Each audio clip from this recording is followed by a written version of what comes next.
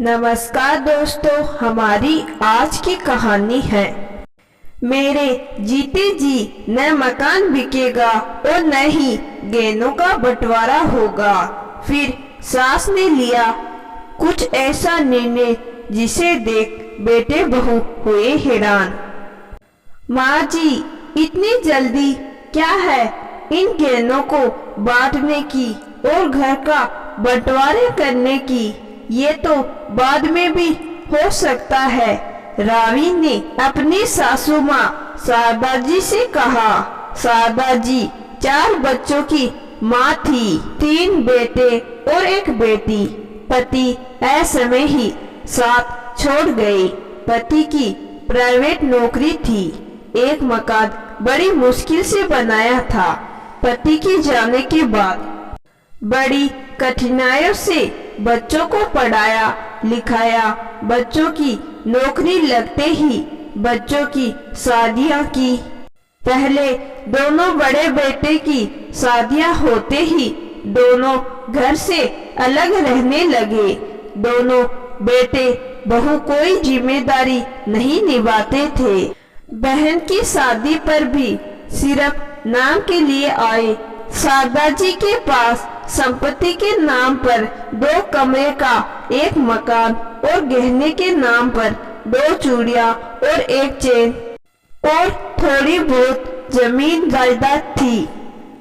शारदा जी के सबसे छोटे बेटे अमन की पत्नी रावी बहुत समझदार और संस्कारी और दुख दर्द समझने वाली थी। उसे सासू माँ और माँ में कोई फर्क नजर नहीं आता था। रावी पढ़ी लिखी और घर के कामकाज में निपुण थी।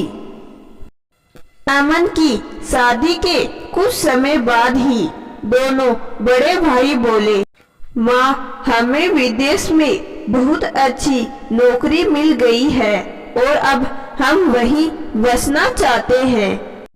माँ, हमें मकान और आपके गहने में से अपना हिस्सा चाहिए।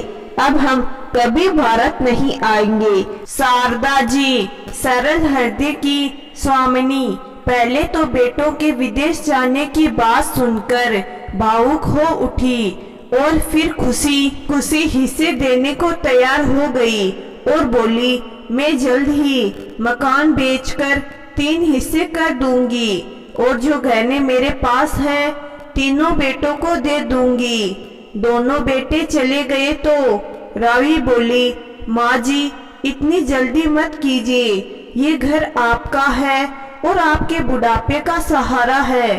2-4 जो गहने हैं आपके पास, वो आपके सुख दुख के साथी हैं।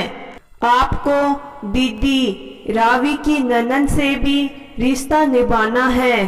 बेटियों को भी हर त्योहार देना पड़ता है तो हाथ में कुछ तो होना चाहिए।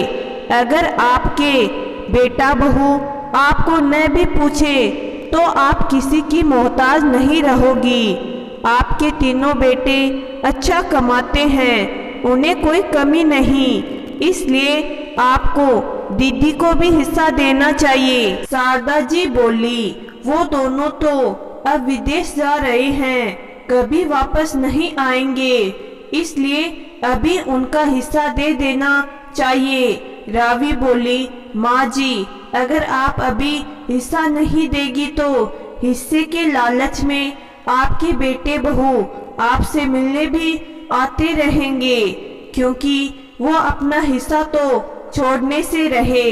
अपनी संपत्ति अपने पास ही रखिए।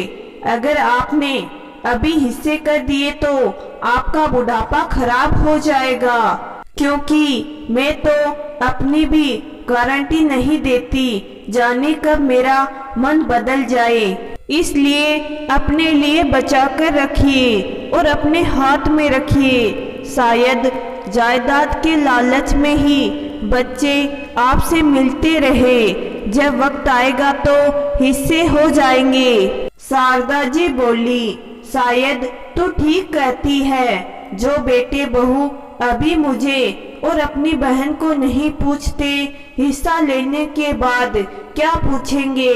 शारदा जी ने दोनों बेटों को फोन कर दिया।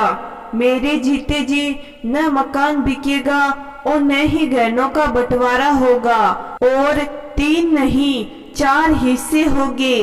तुम्हारी बहन का भी बराबर का हक बनता है। तो दोस्तों, आज की कहानी आपको जरूर पसंद आई होगी।